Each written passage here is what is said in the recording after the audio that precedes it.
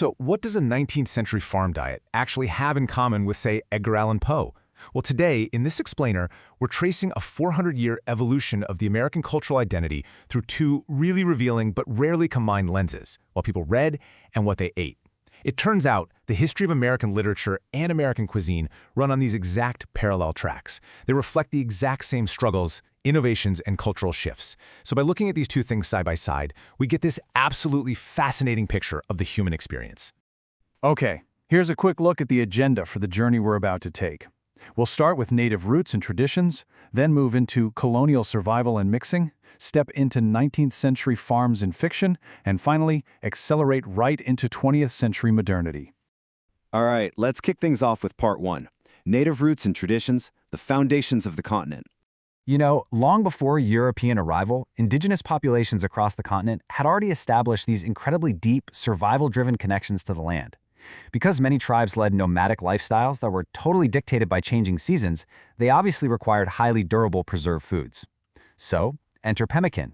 This was a highly nutritious mixture of wild game meat and fat that allowed native peoples to endure some seriously harsh winters and long journeys. And conceptually, this practice of vital preservation perfectly mirrors the enduring oral traditions of native storytelling.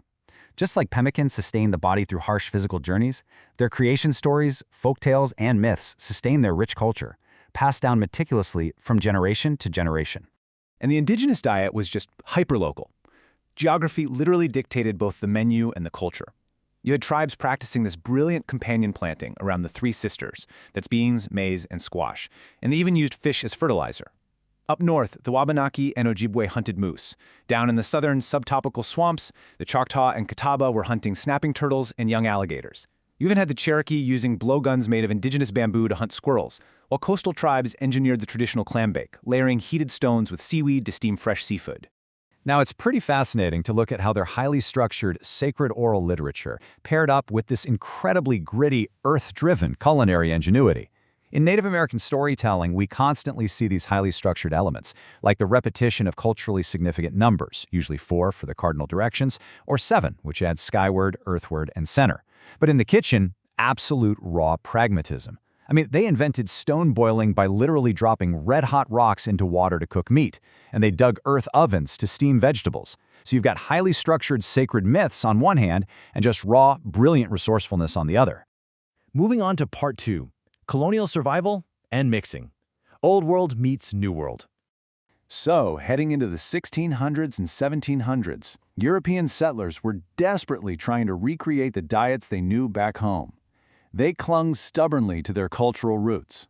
Hannah Glass's incredibly popular 1747 cookbook captures this stubbornness perfectly. She totally dismissed French recipes as an odd jumble of trash, claiming she'd rather be imposed on by a French booby than ignore a good English cook. They were fighting so hard to maintain their original identities against outside influences on a wild, unfamiliar continent. But the American landscape essentially forced a change, and distinct regional identities began to form, which, by the way, perfectly mirrored the literature of the time. The New England colonies faced brutal winters and strict seasonality, relying heavily on hunting and coastal seafood. And their literature? It was equally rigid and survivalist, dominated by strict religious Puritan writings from ministers like Increase Mather. Now contrast that with the southern colonies. They were able to farm almost year-round, developing a diet heavy in pork, corn, and eventually rice. The South became this much more diverse agricultural and cultural mix compared to the restrictive North. Because of this, it's absolutely crucial to remember that early American culture was never just a European transplant. It was a really complex blend of vital contributions. Enslaved Africans brought ingredients like bananas, peanuts, sweet potatoes, yams, and coffee, alongside cooking styles that became the absolute bedrock of Southern cuisine. At the exact same time, Sephardic Jews fleeing the Spanish Inquisition arrived in the colonies bringing olive oil, beef and bean stews, and new methods for frying fish. So long before the nation was officially founded, the American palate was already this rich, interwoven tapestry. Up next, Part 3, 19th Century Farms and Fiction, Defining the American Identity. Stepping into the 1800s, we enter this era defined by rugged independence, self-reliance on the expanding farm frontier, and the earnest search for a uniquely American literary voice. These farms were basically self-contained survival engines where literally nothing went to waste. Up in the Appalachian region, you had what they called killed lettuce, which was wild dandelion and pokeweed wilted with hot bacon grease. In German-settled Indiana, leftover pork scraps and cornmeal became panhaus or scrapple. And they ate strictly according to the harvest. Rhubarb and strawberry pies in the spring, apple in the fall. It was a tough, resourceful, and fiercely independent way of life. And over in the literary world, this wild frontier landscape produced two wildly different reactions. On one end, you've got American Gothic writers like Washington Irving and Edgar Allan Poe channeling the terrifying anxieties of the frontier and the fear of the unknown into these dark, brooding tales. But on the complete flip side, you have transcendentalism. Writers like Ralph Waldo Emerson and Henry David Thoreau looked at that exact same wilderness and saw optimistic individualism, ultimate self-reliance, and the inherent goodness of nature, which obviously culminated in Thoreau's famous, radically self-reliant retreat to Walden Pond.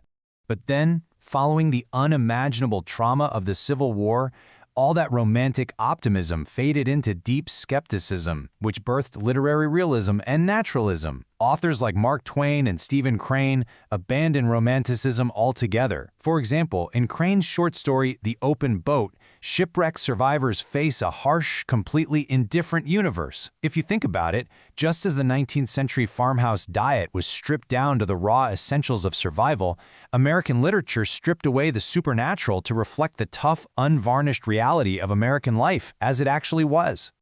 Finally, let's look at Part 4, 20th Century Modernity, Industry, War, and Convenience.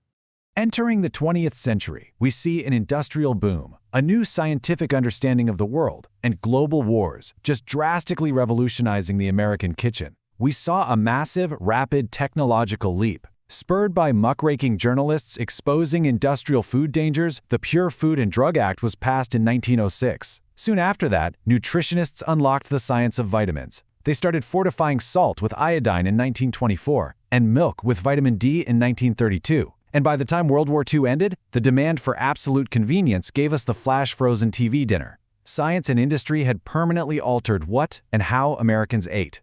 Now, as the food system became heavily processed, standardized, and mass-distributed for convenience, the literature reflected a completely different kind of standardization. Modernist writers of the lost generation, think Ernest Hemingway and F. Scott Fitzgerald, were writing from a place of deep skepticism, processing the profound pain and loss of direction following World War I. There's a fascinating irony here, right? You have society seeking physical comfort and ease in standardized, mass-produced TV dinners, while its greatest writers were agonizing over this profound existential void. Moving right into the late 20th century and beyond, contemporary literature fractured into postmodernism. Today's writers intentionally use techniques like unreliable narrators, internal monologues, and distorted timelines to actively subvert and critique the heavily commercialized culture that the 20th century built. Literature has basically become complex and fragmented, a direct, messy pushback against the simplistic, neatly packaged nature of modern convenience and fast food. Which brings us to the end of our explainer today, and I want to leave you with a provocative thought. How do today's fragmented, postmodern novels and our modern fast food eating habits reflect our current cultural moment? I'd actually challenge you to look at your own bookshelf tonight, and then maybe take a peek inside your refrigerator.